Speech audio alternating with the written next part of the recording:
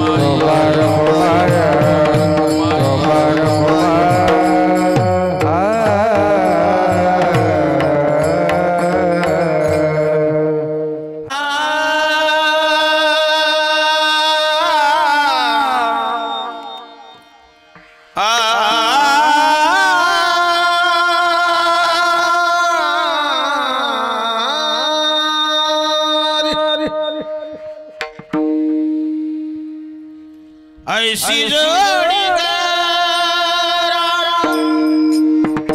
राम कंठी ऐसी जोड़ी करा राम कंठी ऐसी जोड़ी करा राम कंठी ऐसी जोड़ी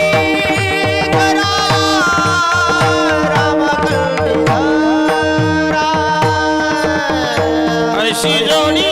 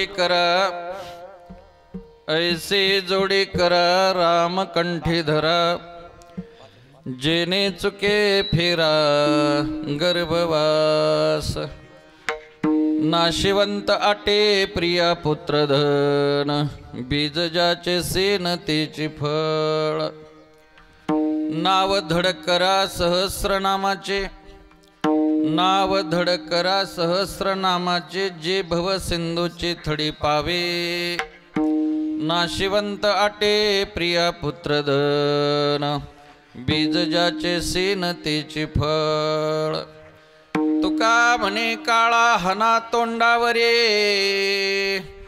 भाता भरा हरे रामबानी नाशिवंत आटे प्रिया पुत्रधन बीज ज्याचे सेन तेची फळ पंढरीच्या देवराया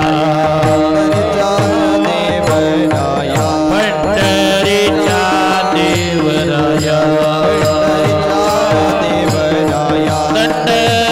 दंडवत तुझी माया दंडवत तुझी माया तुझे माया दंडवत तुझे माया दंडवत तुझे माया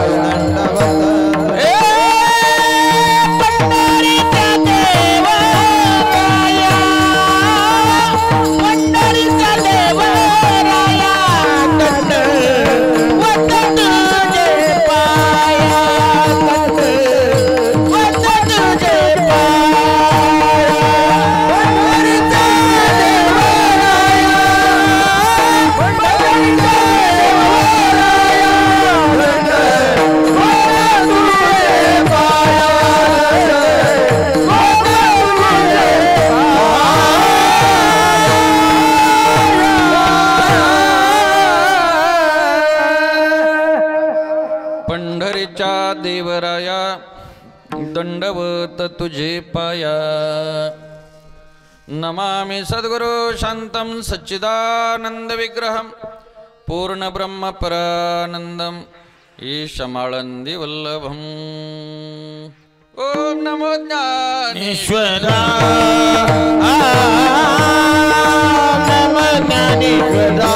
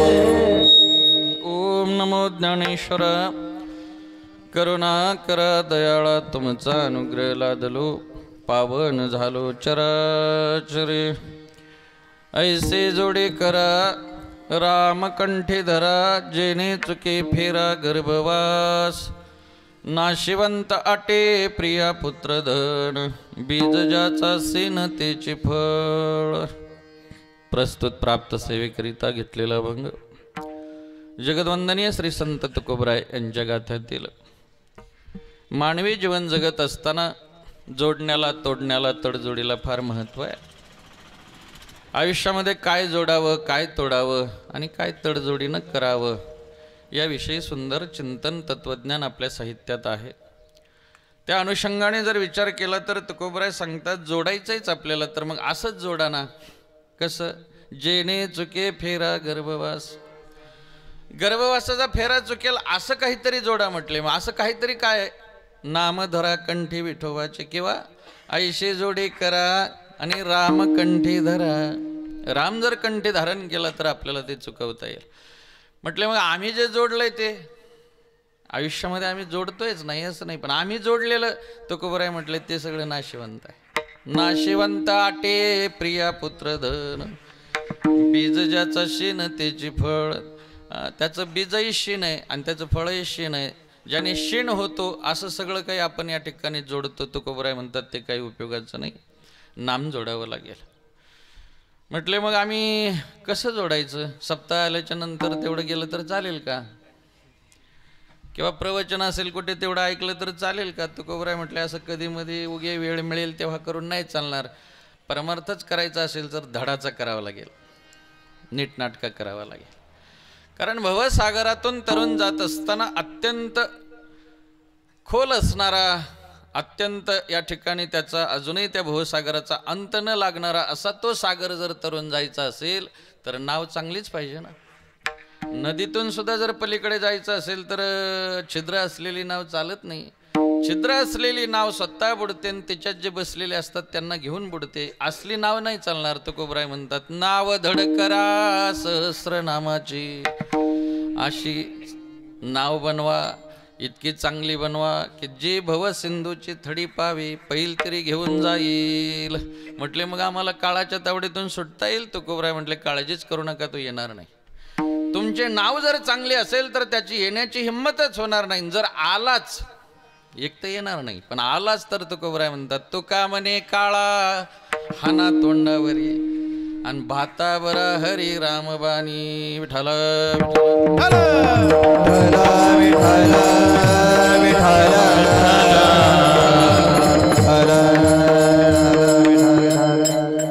तीर्थक्षेत्र अंतरवली या ठिकाणी भगवान पंढरीश परमात्म्याच्या कृपेनं आणि त्यांच्याच दरबारामध्ये विठ्ठलवाडी या ठिकाणी वैकुंठवाशी एकनाथ बाजीराव वाबळे, ज्यांना सर्वजण दादा म्हणायचे, आज दादांचं प्रथम पुण्यस्मरण आहे.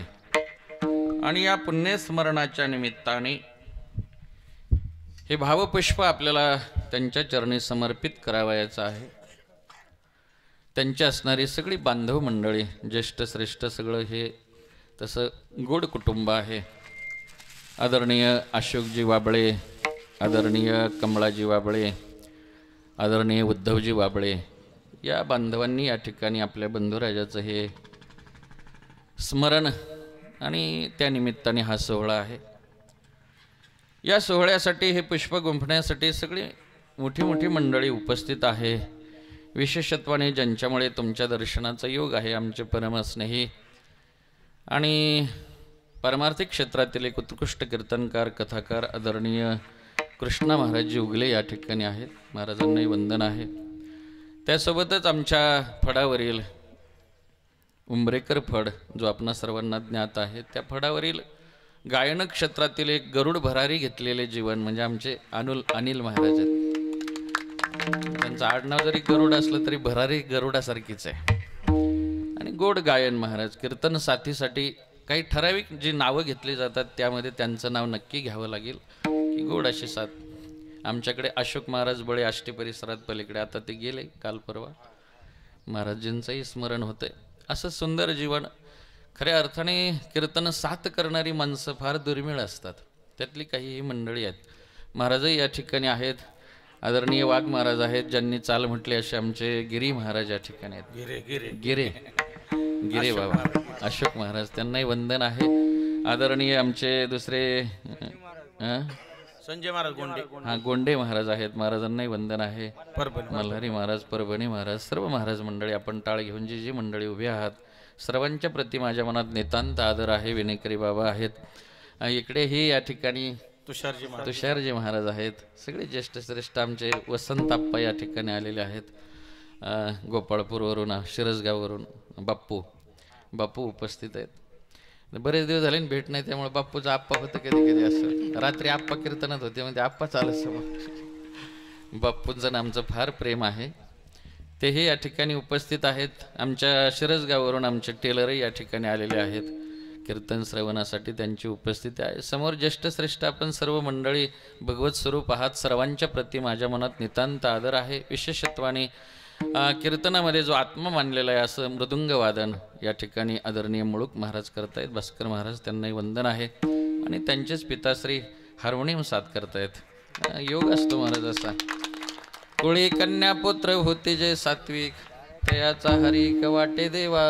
नाही का, वडील आणि मुलगा कीर्तनात असणं ही तशी दुरापास्त गोष्ट आहे. पण हा दुर्मिळ योग आहे. चांगलाही दोघांनाही या ठिकाणी वंदन आहे. चुकून नामोल्लेख राहिला तरी क्षमा असावी, परंतु सर्वांच्या प्रती आदर व्यक्त करतो. या कुटुंबावर प्रेम करणारी आपण सर्व मंडळी, नातेवाईक मंडळी, इष्ट मंडळी, गणगोत्र या ठिकाणी उपस्थित आहे. माता भगिनी आहेत. मिळालेल्या वेळामध्ये थोडेसा आपल्याला थोडासा भावार्थ पाहायचा आहे. ज्यावेळी भजन होईल त्यावेळी सर्वांनी अतिशय प्रेमाने भजन करायचं. विठ्ठल विठ्ठल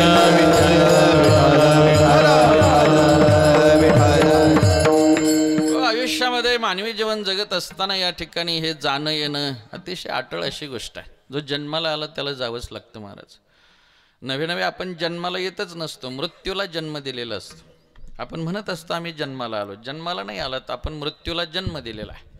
पण इथं जन्माला आलेल्याला प्रत्येकाला जावं लागतं, पण जाण्यापूर्वी येणं जाणं थांबावं हा खरा पुरुषार्थ आहे. कारण मानवी जीवनामध्ये आपल्याला हा पुरुषार्थ करता येतो की या येरझारेवर दगड घालता येते. दगड घालता येतो. तैसे येण्याचे शरीरे शरीरा येणे सरे, किंबहुना येरझारे चिरापडे.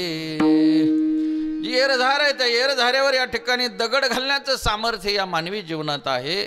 आणि ते आत्यंतिक दुःख दूर करता येतं असं हे जीवन आहे. बाकीच्या जीवनामध्ये आपल्याला ही येरझार, हे आत्यंतिक दुःख संपवता येत नाही.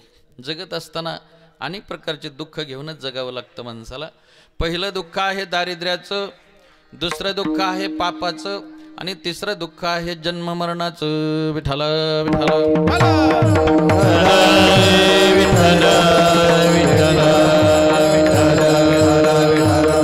दारिद्र्याचंही दुःख या ठिकाणी जीवनात असू नये. दारिद्र्य तरी काय कामाचं आहे महाराज.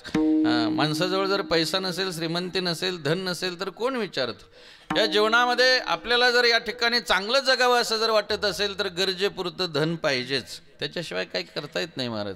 म्हणून तर तुकोबऱ्यांनी सांगितलं ते मिळवलं पाहिजे. जोडून या धन उत्तम व्यवहार, जोडून या धन उत्तम व्यवहार, जोडून या धन उत्तम व्यवहार, जोडून या धन उत्तम व्यवहार. उदास विचार वेद करी, उदास विचार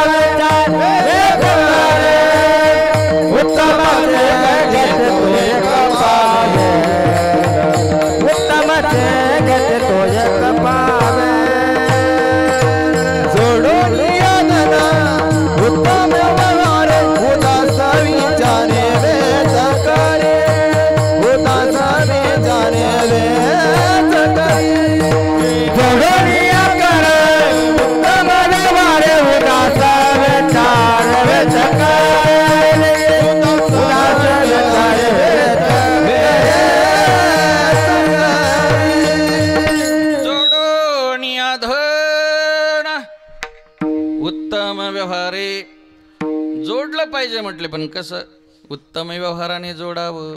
पण जोडण्यापेक्षाही पुढचा उत्तरार्ध फार महत्वाचा आहे. उदास विचारे वेच करी. धन कधी साठवून ठेवायचं नाही. चांगल्या मार्गाने जरी मिळवलेलं असलं तरी त्याचा वापर करायचा. धन साठवलं की त्याचं विष तयार होतं, आणि विष तयार झालं की मग ते आपल्यालाच या ठिकाणी बाधक ठरतं. आयुष्य जगत असताना धन मिळवावं, पण धनाचा वापर करायचा. आपल्या जीवनात तसं होत नाही. आपण त्याला जपत बसतो. माणसं जपायची आणि धन वापरायचं. पण आपलं उलट आहे, आपण माणसांचा वापर करतो आणि धनाला जपतो. आणि मग तिथंच खऱ्या अर्थाने आपल्या दुःखाला सुरुवात होते. ज्याला पैशाचा वापर करता आला त्याचं जीवन या ठिकाणी नक्कीच यशस्वी झालं. नाहीतरी पैसा असेल तरच इथंही मान सन्मान मिळतो. कारण तुकोबरायांनी तर जगाची रीत सांगितली महाराज. धनवंता लागे सर्व मान्यता हे जगी. जो धनवंत असतो त्यालाच या ठिकाणी जग हे मान्यता देत असतं. जगाचं सोडा, घरातले तरी कुठपर्यंत आपल्याला मूल्य देतात बरं. जगाचं जाऊ दे काही का होईना, पण घरात जोवरी चलन गा तोवरी म्हणती माझा.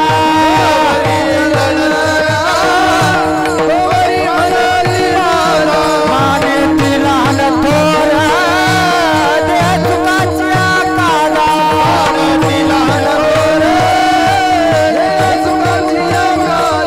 इंद्रिय मावळा रे लाला बाबूला.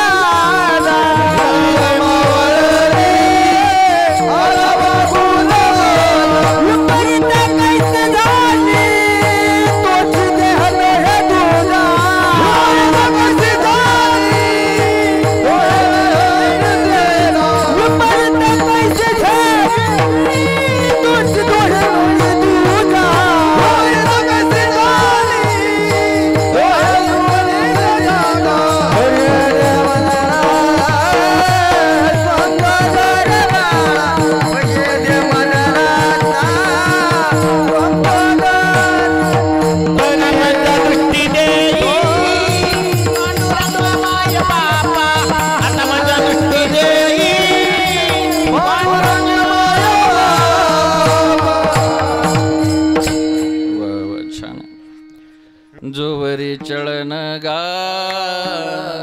तोवरी म्हणते माझा. घरातले पण जोपर्यंत पैसा येतो किंवा आणत असतो आपण, तोपर्यंत दादा म्हणतील, बाबा म्हणतील, अण्णा म्हणतील. एकदा का अण्णा आणायचं बंद झालं की अण्णा अण्णालाच महाग झाला म्हणायचं. अण्णा आणतो तोपर्यंतच वंदनीय आहे. जेव्हा आपली उपयोगिता संपते त्या क्षणी आपल्या मरण्याची वाट माणसं पाहू लागतात. आपली मरायची वाट कोण पाहतं? घरातले बाहेरचे? घरातलेच. जग कशाला पाहिजे? आपली मरण्याची वाट. तुंकेले घर नासुनिया बाईल म्हणे खर मरता तरी बरी. खर म्हणजे काय? खर म्हणजे गाढव. या पदापर्यंत आपल्याला जावं लागतं. उपयोगिता संपल्यानंतर आपल्याला घरातलेच गाढव म्हणतात. आणि नाहीतरी फार काही मनाला लावून घेऊ नका, पण लग्न करणं म्हणजे घोड्यावर बसून केलेला गाढवपणाच असतो. विठ्ठल हो हो.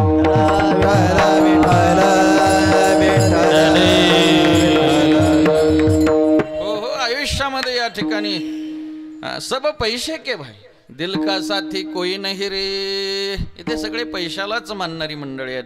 पैसा तेरे कितने नाम परशा परशु परशुराम. म्हणून शास्त्रही सांगतं प्रथमे नार्जिता विद्या. प्रथम टप्प्यात माणसाने या ठिकाणी विद्या मिळवावी. द्वितीयम नार्जिता धन. धन मिळवावं का? कारण धन हे या ठिकाणी आपल्याला जर वापरता आलं तर देव होता येतं महाराज. ते काही वाईट आहे अशातला भाग नाही, पण वापरता आलं पाहिजे.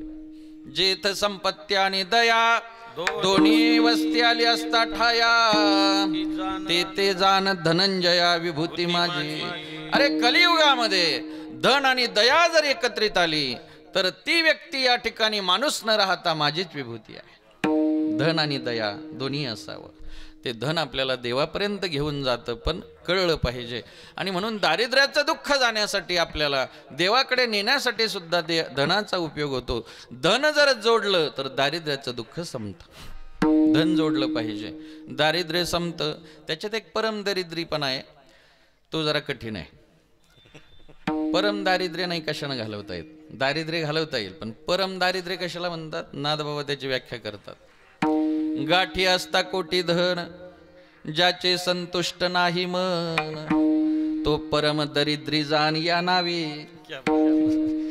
भरपूर आहे जवळ पण समाधानच नाही महाराज. किती असलं तरी त्याला असं वाटतं अजून पाहिजेच होतं. आता किती पाहिजे? माऊली म्हणतात त्याला जर या ठिकाणी मेरू पर्वत जरी सोन्याचा करून दिला ते म्हणते एवढाच, मग काय घेतो आणखी? किती असलं तरी कमी. त्याला परम दरिद्री म्हणतात. तो काही पण या ठिकाणी जात नाही महाराज. आपण दारिद्र्य मात्र घालवता येतं. दुसरं दुःख जर कशाचं असेल तर पापाचं दुःख आहे आयुष्यात. संसार करत असताना आपल्या जीवनात अनेक पापं घडतात. कळत न कळतपणे, काही जाणीवपूर्वक म्हणा, काही अज्ञानपणात म्हणा, काही तारुण्यात म्हणा, पण पापं घडत असतात. मग हे पापं सगळी या ठिकाणी आपल्याला त्रास दिल्याशिवाय राहत नाही. तो का म्हणे पापे येते रोगाची आरोपे. सगळे रोग निर्माण होतात. अनेक प्रकारचं जीवनामध्ये या ठिकाणी संकट निर्माण होतात. मग कशानं पापं घालवता येतात? तर तुकोबराय म्हणतात संताचा जप करावा. तू का म्हणे पापे, तुका म्हणे पापे जाती संताची जपे, जाती संताची जपे, जाती संताची जपे.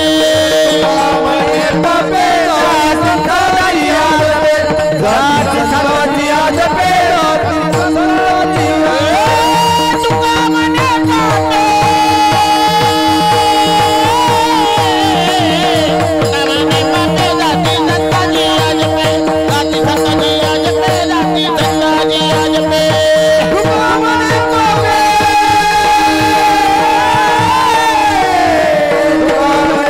म्हणे पापे जाती संताची जपे, जाती संताची जपे, जाती संताची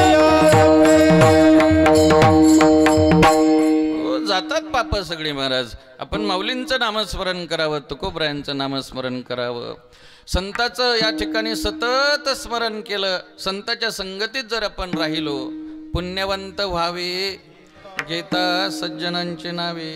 एखादी सज्जन व्यक्ती आहे तिचं जरी आपण नाव घेतलं तरी आपल्याला पुण्यवान होता येत. सज्जन कोणाला म्हणतात हे फार महत्वाचं आहे. पण ज्याच्याकडे पाहिल्यानंतर औषधाला सुद्धा दुर्गुण सापडत नसेल, तो का म्हणे तैसा सज्जनापासून पाहतावा गुण मिळे तेना, पाहतावा गुण मिळे तेना, पाहतावा गुण मिळे तेना, पाहतावा गुण मिळे तेना.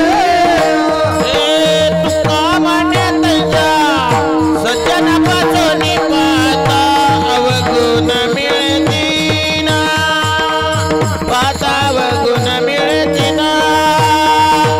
तुका म्हणे सज्जनापासून पाहता अवगुण मिळे तेना, पाहता अवगुण मिळे. त्याला पाहिल्यानंतर प्रश्न पडावा.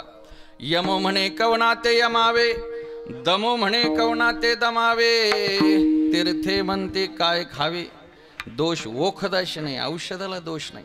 असं जे जीवन, निर्मळ जीवन, ते सज्जनाचं जीवन. आता आपल्याला तर सगळे दोष एवढे चिटकलेले असतात महाराज, काय सांगावं. सगळे सांगायचे नाही. आपण स्वतःला निर्दोष समजतो, हाच मोठा दोष आहे. ऐकताय ना तुम्ही? हे सगळे दोष फार चिटकलेले असतात महाराज. तंबाखू खाण्यासारखं समजा, इथं कोणी खात नाही पण उगीच आपल्याला इतके प्रिय असते महाराज ती तंबाखू, काय करावं. सगळेच आहेत त्यामध्ये, काय असं कोणी आवड निवड करण्यासारखं नाही. पण दुर्गुण किती चिटकलेले असतात बघा. काही वस्तू आमोशाला चालतात, पौर्णिमेला चालत नाही, काही एकादशीला चालतात, शिवरात्रीला चालत नाही, काही सोमवारी चालतात तर शनिवारी चालत नाही. पण तंबाखू एवढी पवित्र आहे महाराज.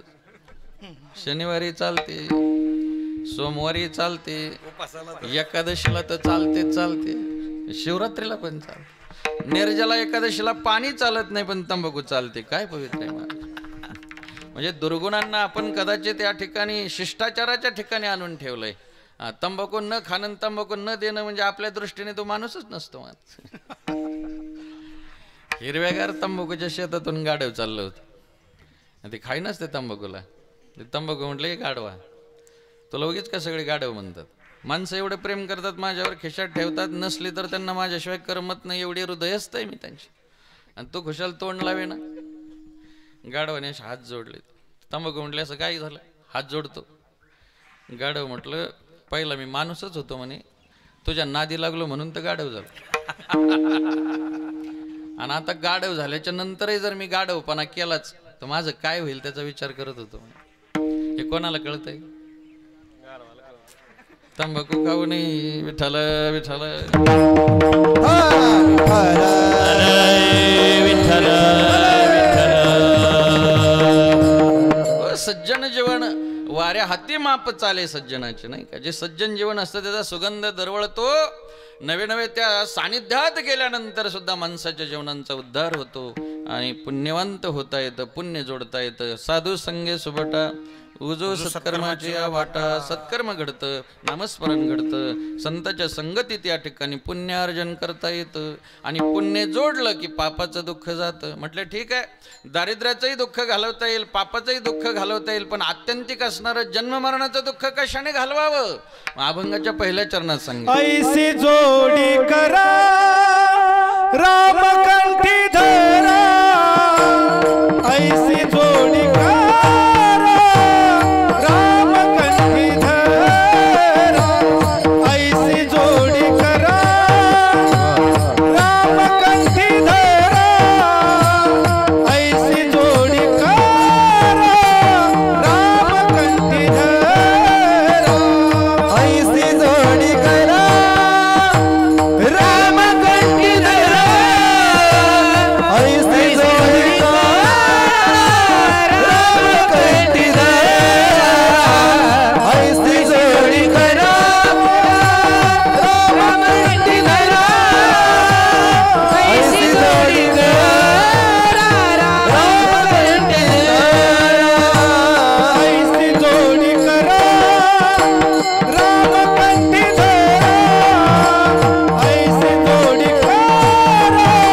करा रामकंठी धरा. ऐसी जोडी करा रामकंठी धरा.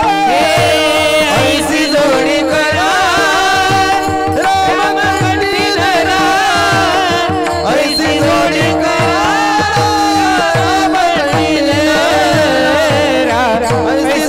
करा रामकंठी धरा.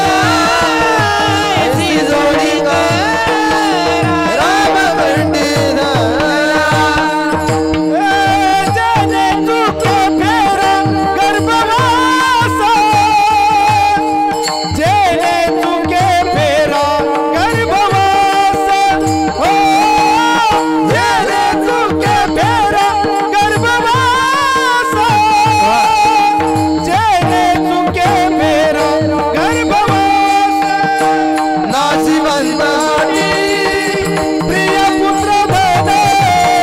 नाशिवंतानी प्रिय पुत्र धन. नाशिवंतानी प्रिय पुत्र धन.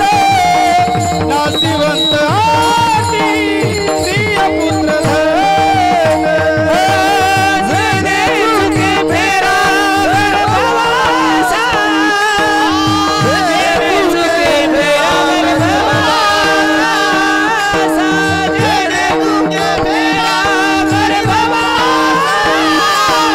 जेने तुके फेरा गर्भवासा. नाशिवंतानी प्रिय पुत्र धन.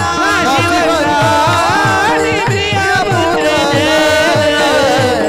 नाशिवंतानी प्रिय पुत्र धन. नाशिवंतानी प्रिय पुत्र धन. ऐसी जोडी करा रामकंठी धरा.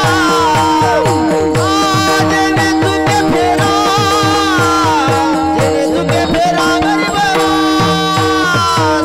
ऐसी जोडी करा रामकंठी धरा.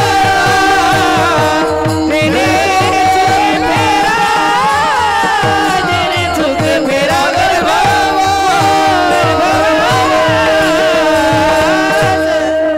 वा, छान. धन जोडल्यानं जर दारिद्र्याचं दुःख जात असेल, पुण्य जोडल्यानं पापाचं दुःख जात असेल, तर आत्यंतिक दुःख जाण्यासाठी काय जोडावं. तुकोबराय म्हणतात, ऐसे जोडी करा रामकंठी धरा. जेणे चुके फेरा गर्भवास. जीवनामध्ये हा फेरा चुकवायचा असेल तर राम जोडावा लागतो, नाम जोडावं लागतं. परमार्थ म्हटलं की जोडावंच लागतं आणि तोडावंच लागतं महाराज. परमार्थामध्ये तडजोड चालत नाही. तडजोडीने करायचा तो संसार. संसारात तडजोडच करायची, मोडतोड नाही करायची. संसार करायचा तो तडजोडीनं करायचा. परमार्थ मात्र या ठिकाणी तडजोडीनं करून चालत नाही, तोडावंच लागतं आणि जोडावंच लागतं. पण संसार मात्र तडजोडीनं करायचा. तडजोड कशाला म्हणायचं? तडा गेलेलाच असतो पण जोड देऊन राहायचं, त्याला म्हणायचं संसार. आता संसारात तडा जात नाही असं आहे का महाराज? आपण सगळी तडकलेलीच माणसं आहे. इथं काय कोणा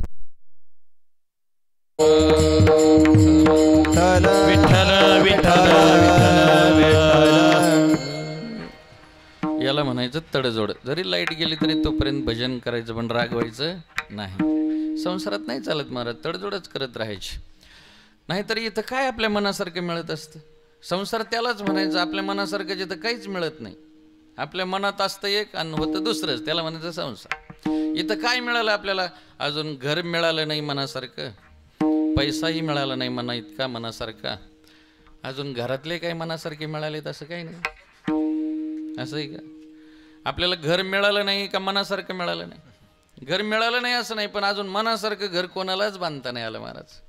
असा एखादा कोणी माणूस दाखवा की त्याला आत्ता असं वाटतंय गड्या की माझं घर पूर्ण झालं.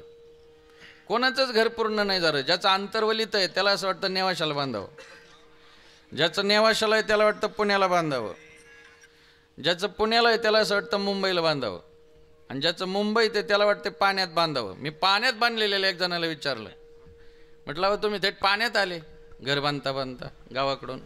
तो म्हटलं महाराज सगळ्या ठिकाणी गेलो आणि सगळ्या ठिकाणी घरं बांधली, शेवटी या ठिकाणी सागरात येऊन मी घर बांधलं, पाण्यात घर बांधलं. म्हटलं मग काही पूर्ण झालं, समाधान मिळालं? तो म्हटलं खरं सांगू का महाराज, आता असं वाटतं एवढा खर्च केला पण सगळा पाण्यात गेला. संसार दुःख मूळा चौकडी संसार दुःख मूळा विश्रांती नाही कोठे रात्र दिवस तळमळ विश्रांती नाही कोठे रात्र दिवस काम क्रोध लोभ शून्य पाटे लागली ओढाळ काम क्रोध लोभ शून्य पाटे लागली ओढाळ भवना मी शरण जावाता दृष्टी देईल निर्मळ भवना मी शरण दृष्टी देईल निर्मळ भवना मी शरण जावाता दृष्टी देईल निर्मळ भवना मी शरण जाओ दृष्टी देईल निर्मळ पांडुरंग माय बाबा उपकारी आदर दृष्टी देतो त्याचे नाम मी विचारे उपकारी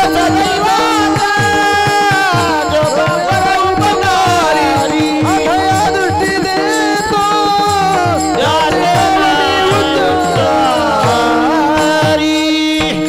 संसार दुःख मूळ चहूकडे इंगळ. इंगळ कशाला म्हणतात? मोठी इंगळी ला इंगळ म्हणतात. कैचे सुख निद्रा अंथुरणी इंगळाच्या.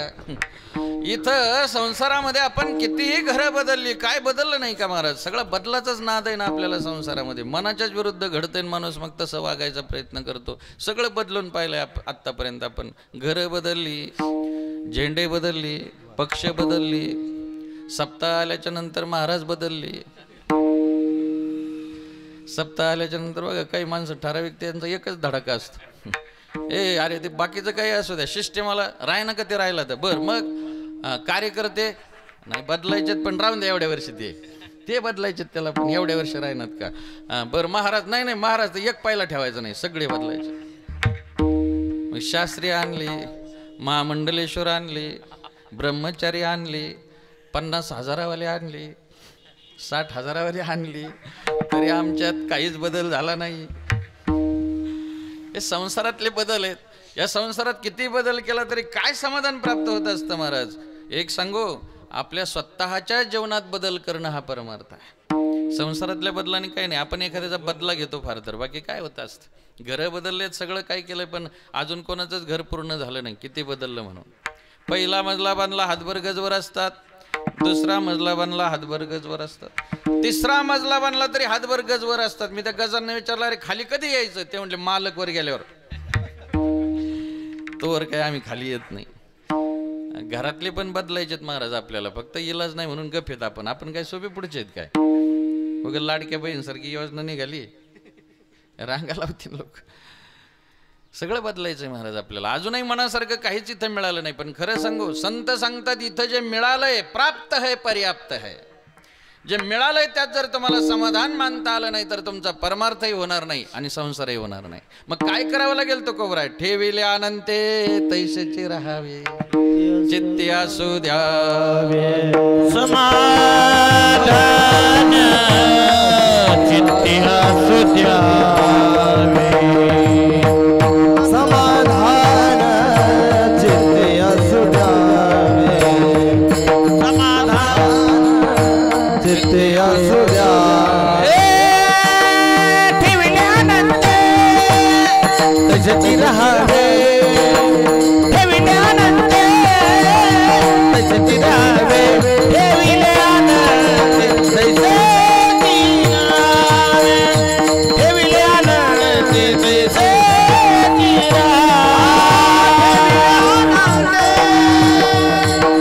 तैसेची राहावे, ठेविल्यानंतर तैसेची राहावे, ठेविल्यानंतर तैसेची राहावे, ठेविल्यानंतर तैसेची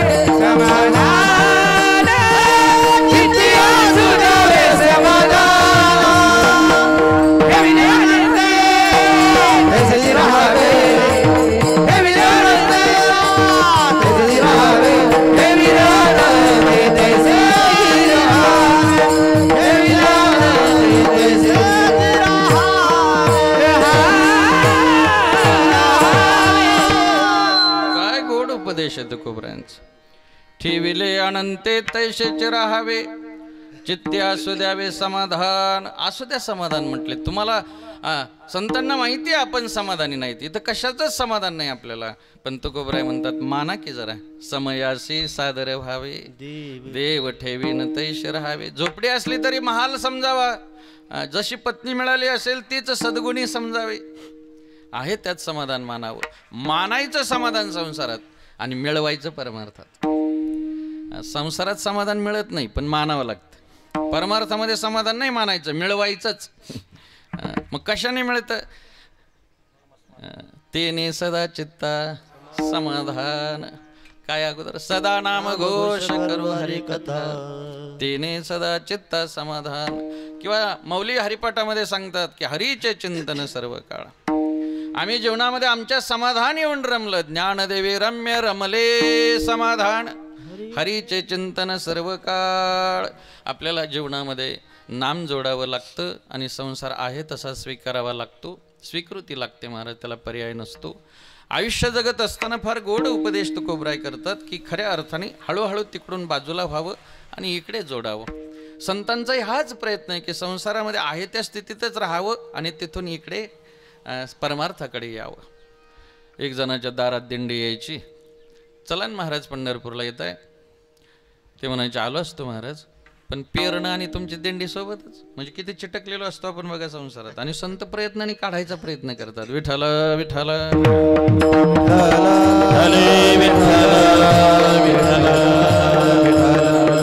यजमानांना प्रत्येक वेळेस महाराजांनी म्हणावं, जन्माशी येऊनी पहारी पंढरी, नाही का. जन्माला आलो तुका म्हणे, जन्म आल्याचे सार्थक विठ्ठलाची एक देखलिया. चला की एकदा विठ्ठलाला पाहूया. अहो संतांनी तुमच्या आमच्यासाठी इथं सर्व देणारा तो परमात्मा विटेवर उभा केला हो. चला की. संत सज्जनी मांडिले दुकान, जे जया पाहिजे ते आहे रे. भुकते न मोकते फुकाच साठे, कोण तयाकडे न पाहे रे. नाचत जाऊ त्याच्या गावार खेळिया, सुख देईल विसावा रे. प्रपंचात कुठेही विसावा मिळत नाही, पण परमार्थामध्ये तो विसावा आहे. जाऊ देवाची गावा, जाऊ देवाची गावा, जाऊ देवाची गावा, जाऊ देवाची गावा, जाऊ देवाची गावा. देव देईल, देव देईल, देव देईल विसा.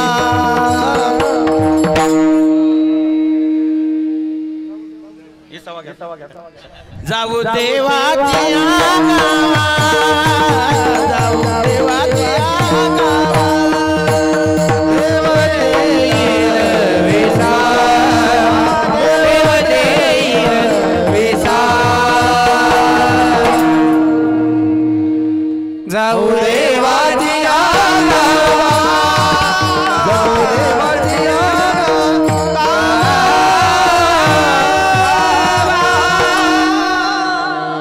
जाऊ देवाची गावा. कशासाठी? देव विसावा देतो महाराज. प्रपंचात कुठे विसावा नसतो. माणसं देह ठेवल्यानंतर प्रेत यात्रा निघाल्यावर रस्त्यात एखादा ठिकाण असतं, त्याला विसावा म्हणतात. प्रेत यात्रा खाली, ते प्रेत खाली ठेवलं जातं, मग माणसं म्हणतात त्याला विसावा घेऊ द्या. कधी? मेल्यावर. जिवंत होतं तोपर्यंत कधी आरामात चहा पण पिलं नाही कोणाच्या घरी, तिथं त्याला विसावा देतात. आता तिथं काय विसावा असतो का? विसावा देवाजवळ आहे आणि वसावा असतो त्याला संसार म्हणतात. इथं सगळा वसावा आहे. विसावा खांदेकऱ्यासाठी आहे. हा, पण खरा विसावा कुठे प्राप्त होतो तर जाऊ देवाची गावा, देव देईल विसावा. अहो चला की थोडा विसावा घ्या.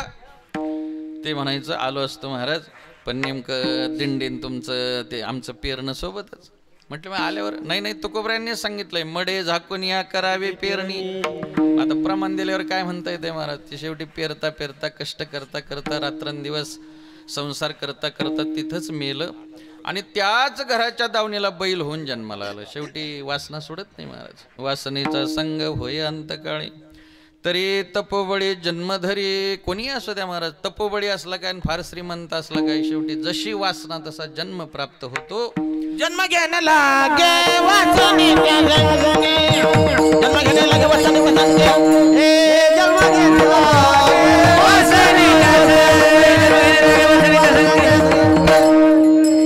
त्याची झाले हरी रूप, त्याची झाले हरी रूप, हरी मुक्ती गाता हरपलीता, हरी मुक्ती गाता हरपलीता. त्याची झाले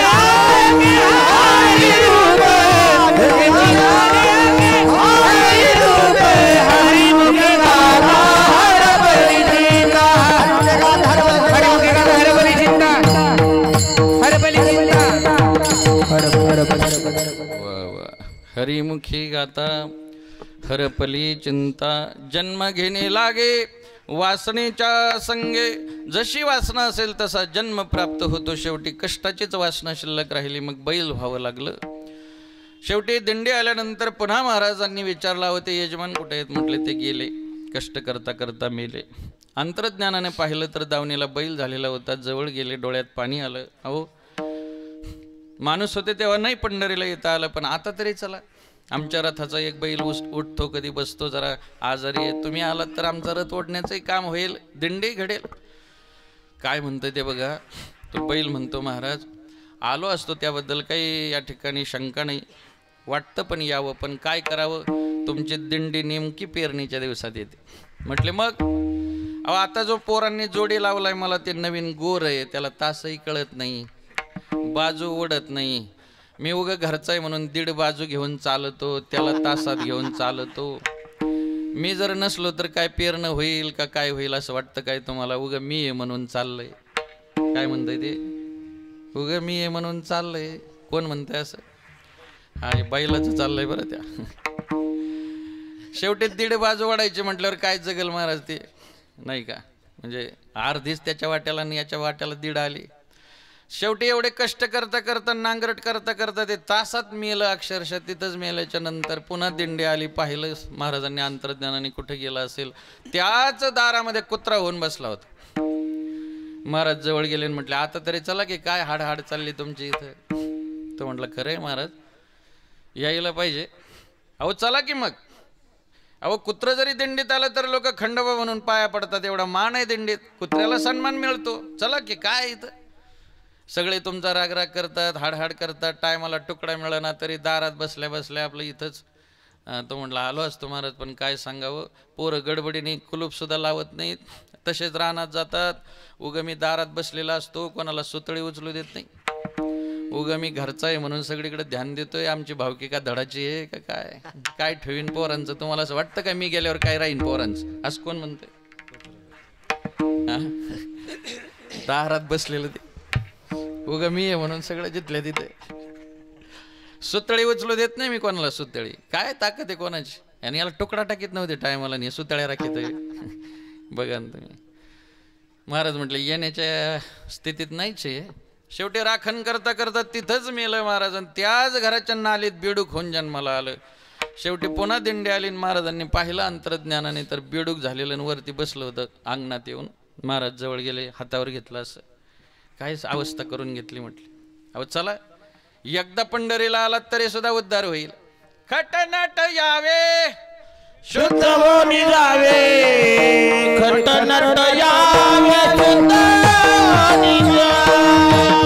खटनट यावे, शुद्ध होऊन जावे, खटनट यावे, शुद्ध होऊन जावे, खटनट यावे, शुद्ध होऊन जावे, खटनट यावे, शुद्ध होऊन जावे, खटनट यावे, शुद्ध होऊन जावे, खटनट यावे, शुद्ध होऊन जावे. दौंडी पिंडी भावे सोका मेळा, दौंडी पिंडी भावे सोका मेळा, दौंडी पिंडी भावे सोका मेळा, दौंडी पिंडी भावे सोका मेळा, दौंडी पिंडी भावे सोका मेळा, दौंडी पिंडी भावे सोका मेळा, दौंडी पिंडी भावे सोका मेळा, दौंडी पिंडी भावे सोका मेळा. टाळी वाजवावी, गुढी उभारावी, टाळी वाजवावी, गुढी उभारावी, टाळी वाजवावी, गुढी उभारावी, टाळी वाजवावी, गुढी उभारावी, टाळी वाजवावी, गुढी उभारावी, टाळी वाजवावी, गुढी उभारावी, टाळी वाजवावी, गुढी उभारावी, टाळी वाजवावी, गुढी उभारावी. खटनट यावे, शुद्ध होऊन जावे, खटनट यावे. चोखोबराय म्हणतात अरे असतील तशी या, कोणी जरी आला तरी त्याचा उद्धार त्या ठिकाणी होतो. मूड पापी जैसे तैसे, मूड पापी जैसे तैसे, पापी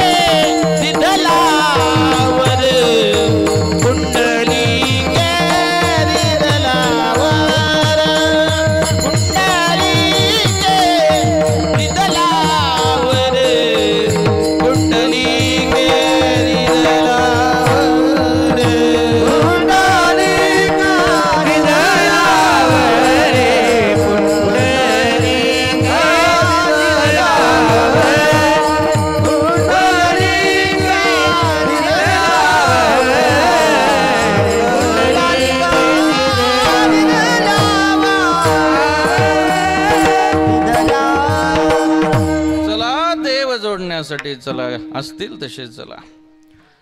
दिंडीत आल्यानंतर नामस्मरण घडतं, देव जोडला जातो. संसार थोडासाही सोडण्याचा प्रयत्न न करणारा तो जीवात्मा बेडूक होऊन समोर बसलेला, तळ हातावर घेतला, डोळ्यात पाणी आलं महाराजांच्या. चला काय अवस्था आहे. तो म्हटलं आलो असतो महाराज, पण इथं जी मजा आहे ती तिकडं थोडीच असं. महाराज म्हटलं अरे अजून घेतलीच नाही तर तू कसं काय असं. नाही म्हटलं पण इथं खरीच जी मजा आहे ती तिकडं नसेल असं मला वाटतं. काय मजा आहे इथं, असं काय आनंद मिळतो तुम्हाला इथं. नालीत राहता, बेडूक झालात तरी सुद्धा तुम्हाला इथं आनंद वाटतो. ते काय म्हणतोय माहिती आहे का, तो असं म्हणतो ही नातवंड परतंड खेळतात ना, यांना पाहत आणि मला फार बरं वाटतं. म्हटलं मग आणून सोडतो पुन्हा त्यांच्यात, एकदा जाऊन येऊ. तो म्हटलं पण यांचा घोटाळा होतो ना. काय घोटाळा होतो, यांना जर काही खेळायला मिळालं नाही या पोरांना, हे मला काठीवर घेतात आणि अशी इकडं तिकडं फेकतात. लई बरं वाटतं म्हणलं त्याच्यात काठीनं फेकल्यावर. आता काठीनं फेकला आणि काठीनं हाणला तरी जायला तयार नाही मला. आणि कोणाला सांगायचं, आयशे जोडे करा रामकंठी धरा, जेणे चुके फेरा गर्भवास. जोडायचा आहे तो देव, जोडायचा. संसारामध्ये या ठिकाणी रात्रंदिवस आपण राहतो आणि हा सगळा संसार जोडतो, पण काय उपयोगी येतो महाराज. एका श्रीमंत माणसाला मी भेटायला गेलो, सगळं त्याच्या दारातलं वैभव नाही सांगत आपल्याला, पण 1 एकरचा तर बंगलाच होता, मग बाकीचं काय असेल बघा. पण भेटायला गेल्यानंतर ते शेवटच्या स्टेपला असणारे बाबा अतिशय सगळा त्राण एकवटून उठून बसले, रडायला लागले. काय रडण्यासारखं, एवढं मोठं वैभव, बंगला आहे, गाडी आहे, सगळी मुलं नोकरीला आहे, तर सगळा पैसा आहे. खरंय महाराज, आयुष्यामध्ये मी या ठिकाणी एकच धंदा केला, कोणाची जमीन निघाली की मीच विकत घ्यायचो. रुपयाला रुपया जोडला, हाडाची काढं केली, नेत्राचे दिवे केले, रात्रंदिवस या ठिकाणी पैसा हे धन जोडलं. कधी सप्ताहाला गेलो नाही, कधी वर्गणी दिली नाही, देणाऱ्याला सुद्धा देव दिली नाही, कधी पंगत घातली नाही, कधी वारकरी दारात आला तर त्याला कधी चांगलं बोललो नाही. आयुष्यात कधी मी या ठिकाणी महाराज लोकांना चांगलं बोललो नाही, तरी तुम्ही मला भेटायला आलात, हेच मोठा उपकार आहे. आता मलाही माहीत होतं ते भेटायला जाण्याच्या लायकीचं नाही, पण कधी कधी जावं लागतं, इलाज नसतो बाकीच्यामुळं. शेवटी म्हटलं जाऊ द्या, प्रपंचाची रीतच आहे. पण काय महाराज, ते पोरगा आलं तेवढ्यात एक म्हटलं काय करावं, आमचं म्हातारं जवळ चाळल्यासारखंच करतंय. त्याला असं वाटलं की बहुतेक आमचा बोपाटा करीनच महाराजाजवळ, म्हातारं चळल्यासारखंच करतंय ते पोरगं म्हणलं. आता म्हातारं काय चळलेलं वगैरे काय नव्हतं, फक्त काय करत होतं त्याचा हिशोबच जुळत नव्हता, बाकी काही नाही. कारण शेवटच्या क्षणी माणूस जगून झालेल्या जीवनाचा सगळा हिशोब त्याच्या समोर असतो आणि कशाचाच कशाला ताळमेळ लागत नाही. ते एकच विचार करत असतं, आयुष्यभर पैशाला गुणलं पण भागलं नाही, गुणाने राहिलो असतो भागलं असतं, पण कधी कळतंय गुण उधळून झाल्या.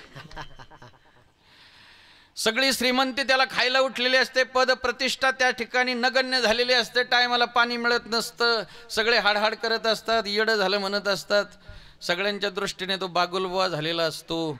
आणि मग त्याचं दुःख काय सांगावं महाराज.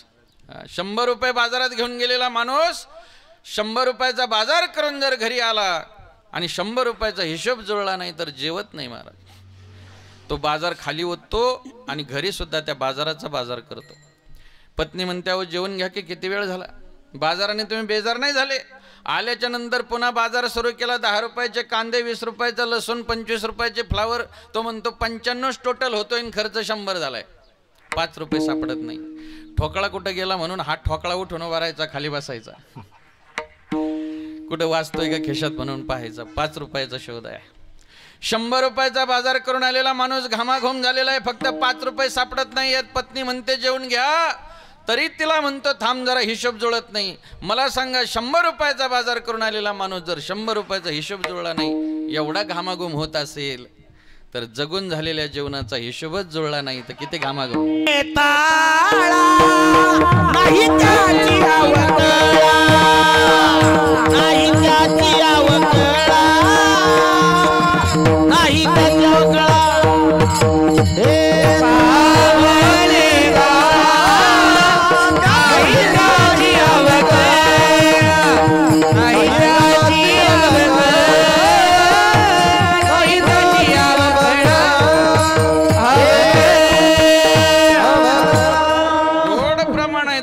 सांगतात तुका म्हणे ताळा ज्याचा आहे नाही त्याची अवकळा, ज्याचा ताळा आहे त्याची अवकळा नाही आणि ज्याचा ताळा नाही त्याची अवकळा.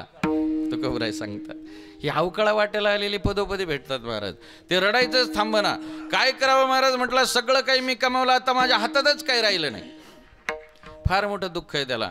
म्हटलं जाऊ द्या, प्रपंचाचे रीत आहे, काय हातात राहत असते, शेवटी पोरांच्याच हातात जायचं असतं, सगळं सहनच करावं लागतं, आलेलं स्वीकारावंच लागतं. मी उगा आपलं सांत्वन करत होतो, ते रडायचं काही थांबना. शेवटी मी म्हटलं जर आता तुमच्या हातात दिलं सगळं, उगीच मकलाशी केली, म्हटलं जर बरं आता काय तुमच्यात त्राण राहिलाय, आता जर तुमच्या सगळं हातात दिलं तर काय कराल? काय म्हटलं माहिती ते म्हातारं सगळा प्राण एकवटून एकच वाक्य म्हटलं, महाराज आता जर सगळं माझ्या हातात दिलं ना, या चोरांना गुंठा द्यायचो नाही म्हटले, सगळे हाकून देईन. या चोरांना रुपया द्यायचो नाही, गुंठा द्यायचो नाही. चोरांना म्हणजे कोणाला? अहो पोरांना. तो म्हटला सगळं दान करून टाका वाटतंय, पण कधी हातात नाही राहिलं तेव्हा. विठ्ठल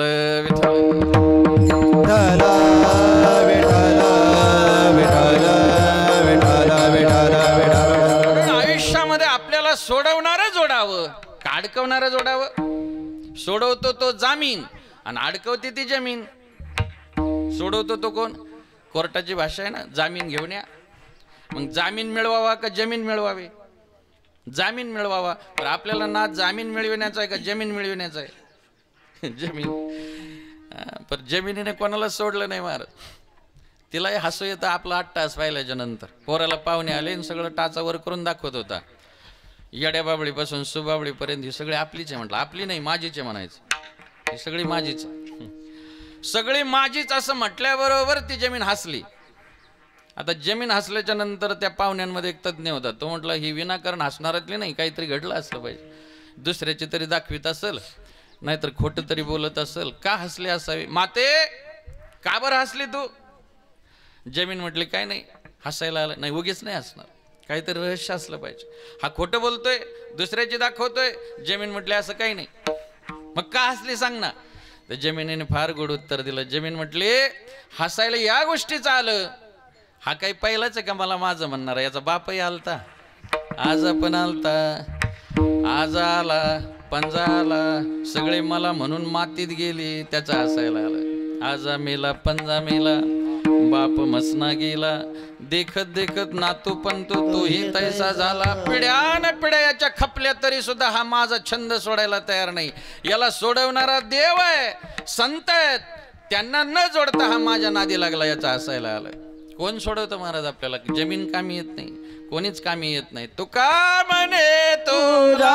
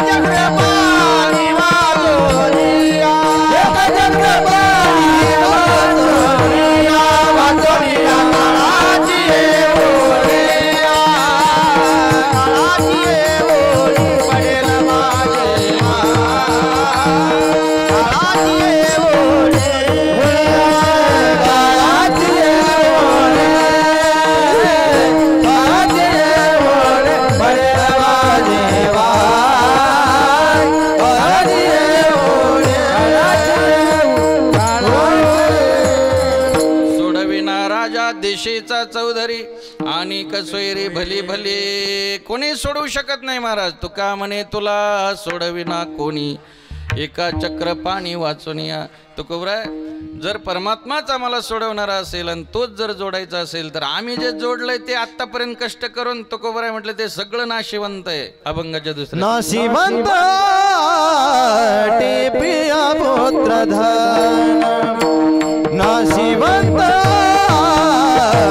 प्रिया पुत्र धन, नाशिवंत प्रिया पुत्र धन, नाशिवंत प्रिया पुत्र धन, नाशिवंत प्रिया पुत्र धन, नाशिवंत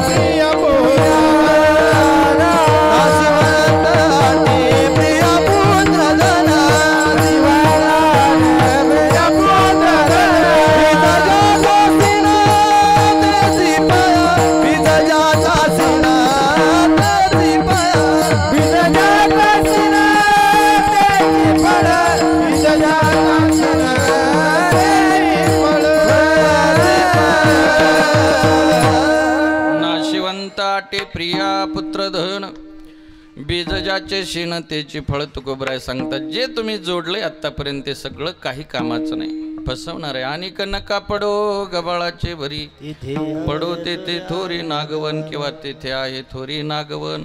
फसवणूक आहे. आयुष्यामध्ये असं जोडावं की आयुष्याला आकार देणारं असावं, कल्याण करणारं असावं. जे जोडतोय आपण ते सगळं स्वतःचा नाश करणार आहे. देह आणि देह संबंधाने जे जे आहे ते सगळं नाशिवंत आहे.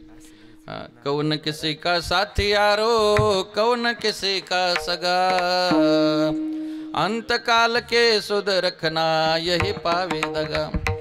कहत कबीरा सुनो भाई साधो, राम नाम सबसे मिठा, इधर उधर काय को देखे सब हे बाजार झुटा.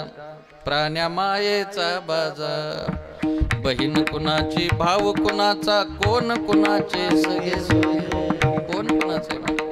अंते जाशील एकला रे प्राण्या, माझे माझे म्हणून.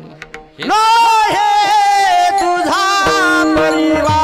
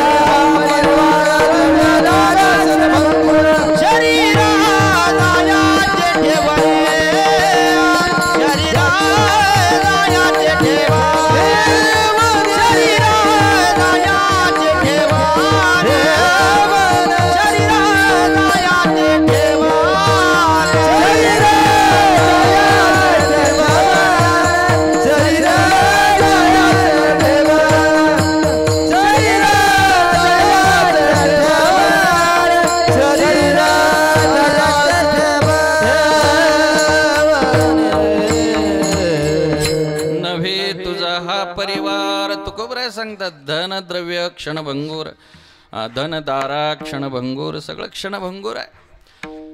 दोन ओंडक्याची होते सागरात भेट, एक लाट तोडी पुन्हा नाही गाठ भेट. काय महाराज, एक लाट येते, पती पत्नी दोन दिशेला निघून जातात, पुन्हा काय गाठ भेट.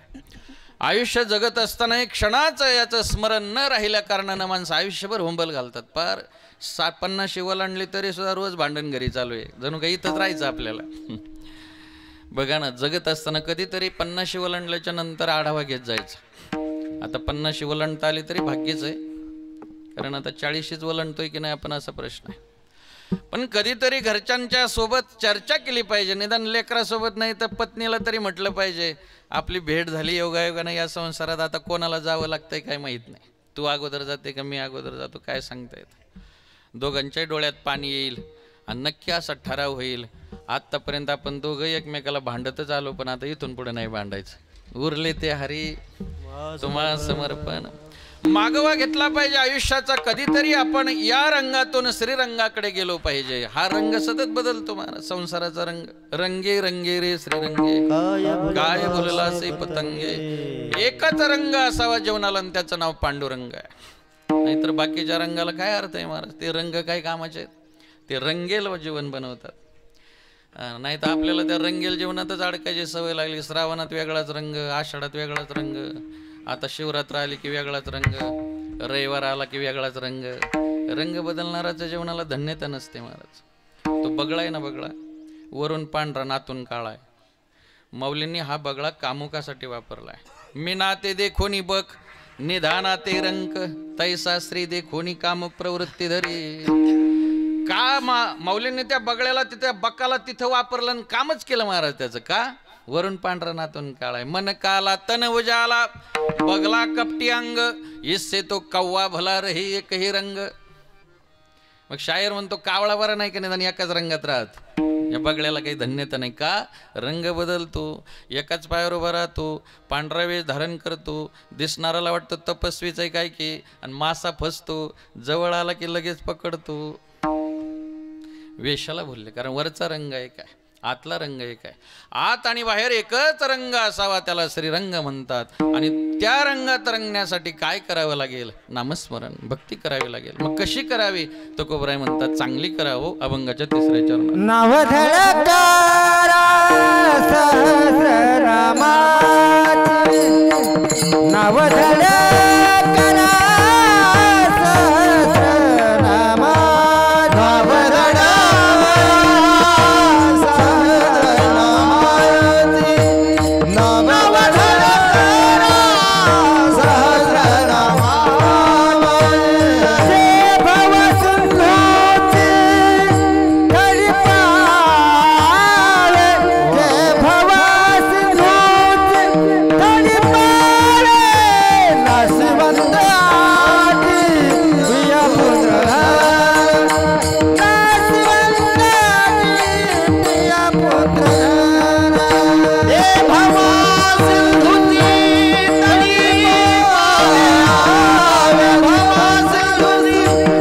तडपावे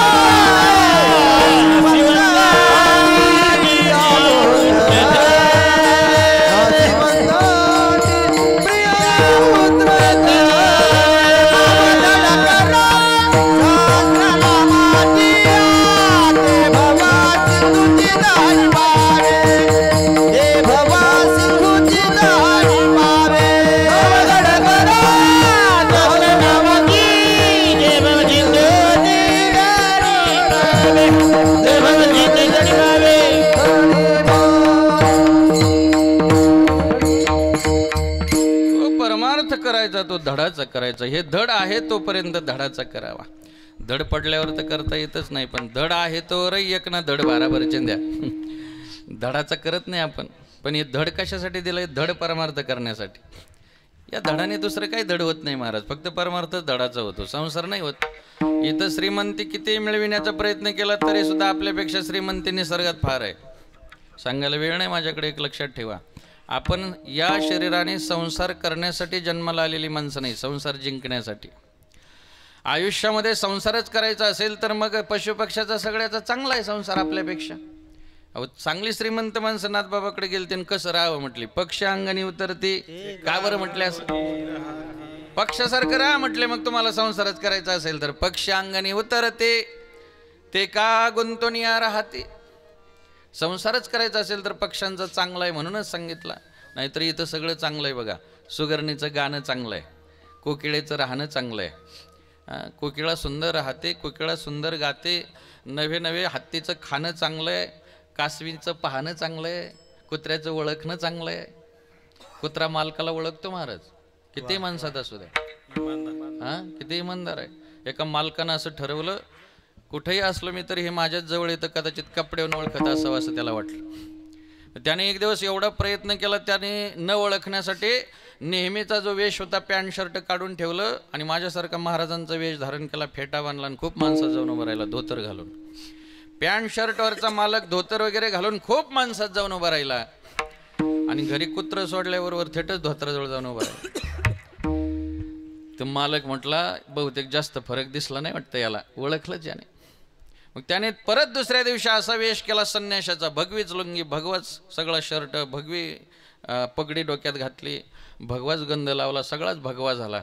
खूप माणसात जाऊन उभा राहिला. संन्याशाच्या वेशात अनेक माणसात जाऊन उभा राहिल्यानंतर सुद्धा कुत्र सोडल्याबरोबर थेटच भगव्या लुंगी जवळ गेला. तो म्हटला बहुतेक पुरुष वेशात जास्त फरक होत नसावा.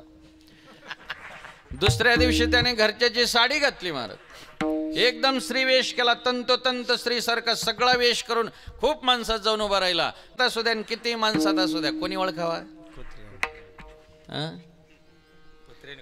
आणि आपण का नुसत्या पंक्ती घालायच्या का? आपल्याला कधी ओळखणार आहे? माऊलींनी रेड्यात पाहिला, तुकोबरायांनी पशुपक्षात पाहिला, नाथबाबांनी गाढवात पाहिला. आपल्याला माणसात सुद्धा दिसत नाही. आईत बापात तरी दिसतो का सांगा? कशात दिसतो आपल्याला? ते बोलता बोलता माणसाला चांगलं बोलत नाही, कशावरून देव दिसतो त्याला? आयुष्यात जगत असताना खऱ्या अर्थाने आपल्या जीवनाची उन्नती जर कोणती असेल तर आपल्या जीवनाला परमार्थ करत असताना ही दृष्टी प्राप्त झाली पाहिजे. ती दृष्टी प्राप्त होण्यासाठी नामसाधना करत असताना सगळे अपराध बाजूला करावे लागतात, छिद्र बाजूला करावे लागतात, नावेचे छिद्र बुजून घ्यावे लागतात. कोणते छिद्र आहेत नावेला? परधन परदारा, परधन परदारा. विठ्ठल विठ्ठल विठ्ठल विठ्ठल विठ्ठल विठ्ठल विठ्ठल. परधन परदारा, परनिंदा परपीडन, सांडोनिया भजन हरीचे करा. नामदेवराय सांगतात तुम्हाला जर भजन करायचं असेल तर पहिली गोष्ट तंतोतंत पाळावी लागेल. कोणती? परधनाची लालसा सोडावी लागेल. परधनाची कधी लालसा धरायची नाही, फुकट कधी कोणाचं घ्यायचं नाही, सापडलं तरी ठेवायचं नाही, दान करून टाकायचं. ते धन फुकटचं कधीच घरात आणायचं नाही, ते माणसाला वाया घालवल्याशिवाय राहत नाही. भागवत सांगतं वेळ नाही. स्थेयम हिंसा नृतम दंभ सगळे अनर्थ त्याच्या मागे आहेत. आयुष्यामध्ये परधन लालसा सोडायचे ज्यांना परमार्थ करायचा आहे. दुसरी गोष्ट, परनारीविषयी जी दृष्टी आहे ती आपली बहिणी समान असली पाहिजे. पराविया नारी रखुमाई समान, पर उपकारे नेने परनिंदा, परस्त्रिया सदा बहिणी माया. ही आमची संस्कृती आहे. आपल्याला परस्त्री बहिणी समानच या ठिकाणी वाटली पाहिजे, माते समान वाटली पाहिजे. तिसरी गोष्ट अशी आहे की परनिंदा कधी कोणाची करायची नाही. हे पण एक छिद्र आहे आपल्या परमार्थाला. माणसाला फार नाद असतो, याचं उचक त्याचं उचक, याचं काहीतरी सांग त्याचं काहीतरी सांग, माहीत नसलं तरी मीठ मिरची लावून सांग, नाही का. निंदा कधी करू नये, निंदा करायची नाही. आणि चौथी गोष्ट, कधीच कोणाला परपीडा द्यायची नाही, कोणाला दुःख होईल असं कधी वागायचं नाही, कोणाचा द्वेष करायचा नाही.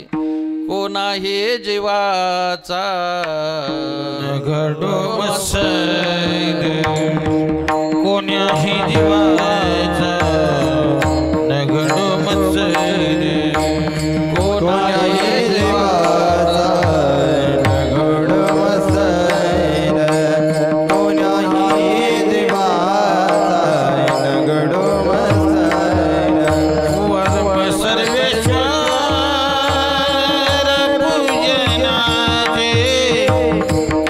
सर्वेश्वर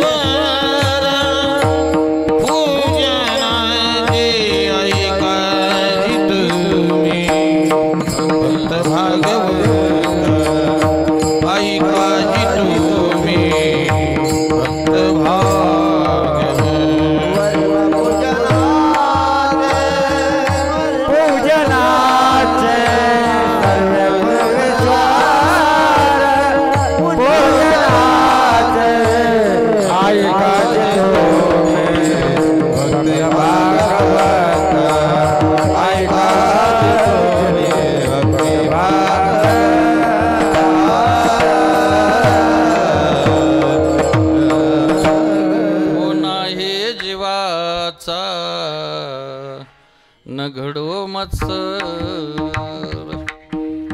वर्म सर्वेश्वर पूजनाचे, वर्म सर्वेश्वर पूजनाचे, ऐका जे तुम्ही भक्त भागवत. सांगतात ऐका, नका मत्सर करू, नका द्वेष करू, जगाला प्रेम द्या, कोणाचं मन दुखवेल असं वागू नका. नाही चाहिए दिल दुखा ना किसी का. का उगाच मन दुखवा महाराज. साने गुरुजी सांगतात या जीवनात एकच धर्म आहे, खरा तो एकचे धर्म जगाला प्रेम रे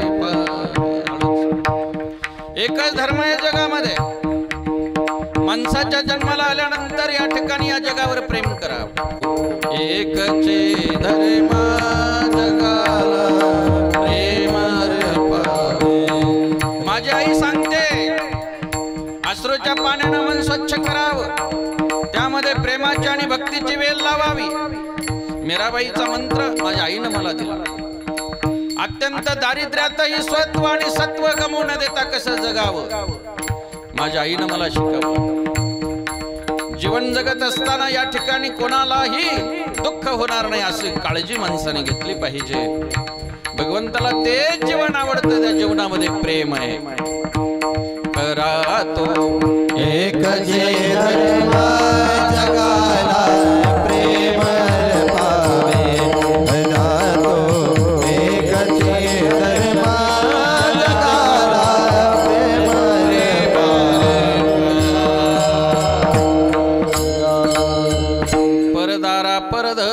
परनिंदा परपिडण सांडोनिया भजन हरीचे करा.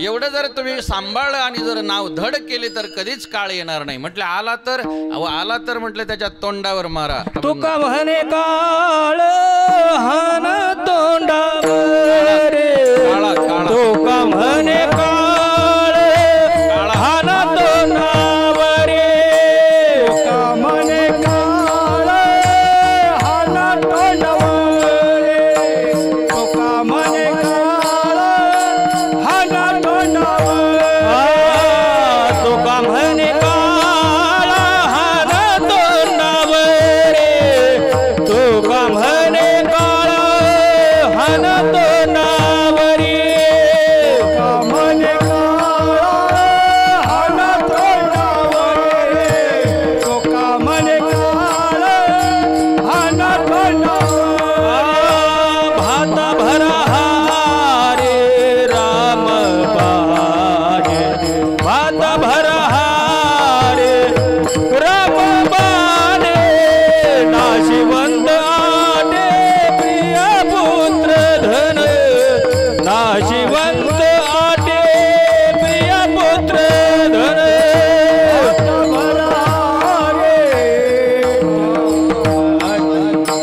भात भरा रे राम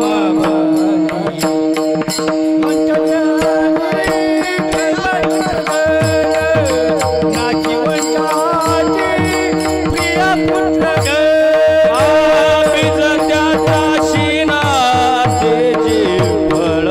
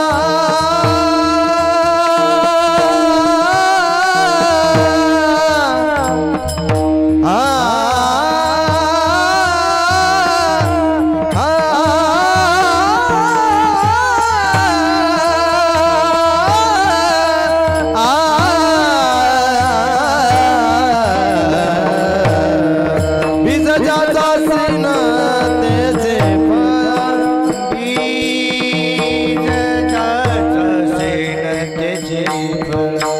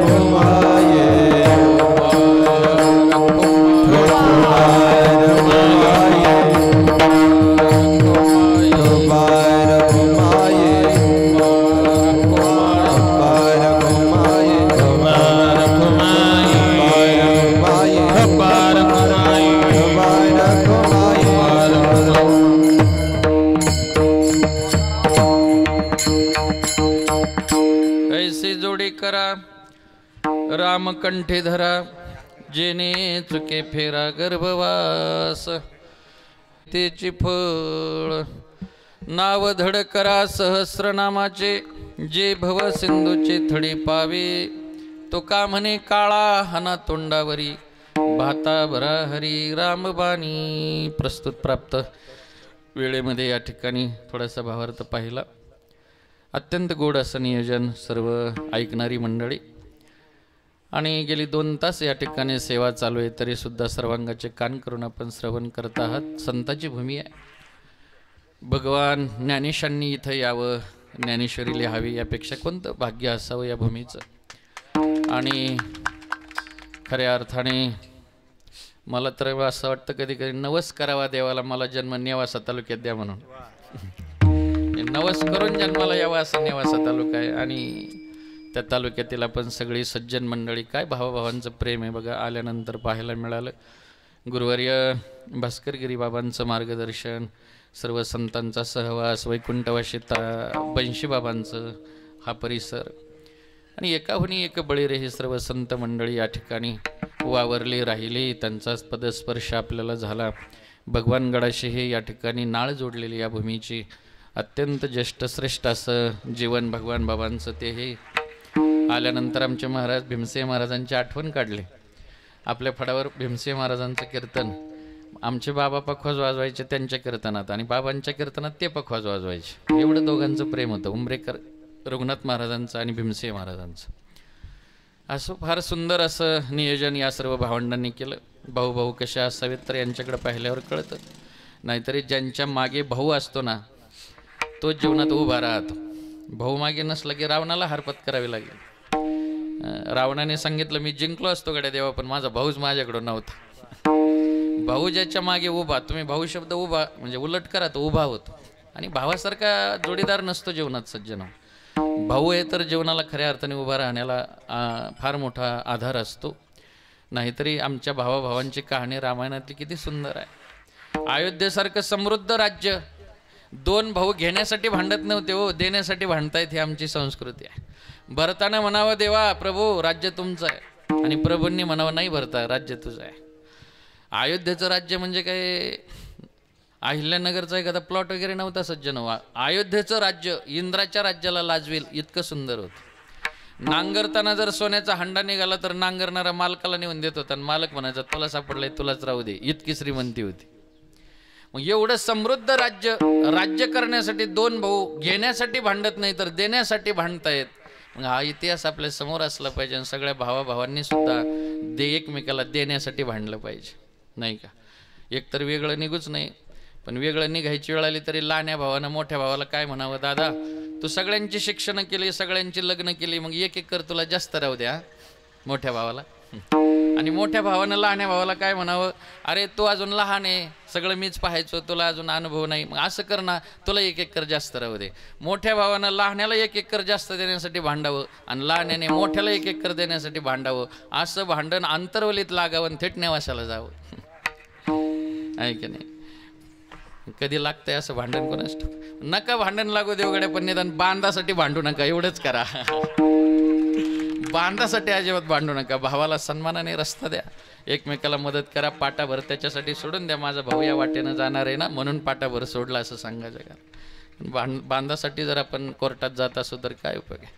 आयुष्य जगत असताना भावाभावांनी प्रेमाने राहावं, घरातली नाती टिकवावीत. वेळ राहिला नाही. आमच्या अनिल महाराज यांनी मला आदेश दिला 10-15 मिनिट वाढवा, पण आता उशीर झालेला आहे. वेळ झाल्यानंतरही काही बरं वाटणार नाही. पण आमचे गरजे साहेब बरोबर ना, हां ओळखलं ना, ठीक आहे ठीक आहे. तर सर्वांचं या ठिकाणी या कुटुंबाच्या वतीने मी ऋण व्यक्त करतो. आपण सर्वजण आलात. हा सोहळा या ठिकाणी संपन्न झाला. दादा आपल्यातून निघून गेले. वैकुंठवासी एकनाथ बाजीराव वाबळे दादा निघून जाऊन वर्ष पूर्ण होत आहे, आणि या पुण्यस्मरणाच्या निमित्ताने या ठिकाणी आपण सर्वजण त्यांना श्रद्धांजली अर्पित करत आहोत. भगवंताला अशी प्रार्थना करूया की आमच्या दादांना आपल्या चरणाजवळ स्थान द्यावं. एक गोड जीवन या ठिकाणी आपल्याकडे येत आहे. हा गोडवा असाच त्यांच्या जीवनात टिकावा, आणि या कुटुंबामध्ये जे काही उणीव निर्माण झाली ती भरून काढण्याची क्षमता भगवंताने द्यावी अशी प्रार्थना पंढरीश परमात्म्याकडे करतो.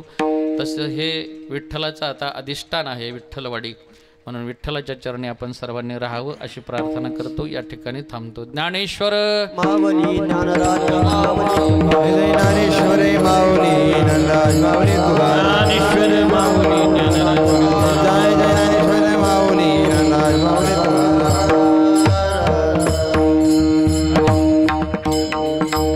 जय विठ्ठल जय विठ्ठल जय हरी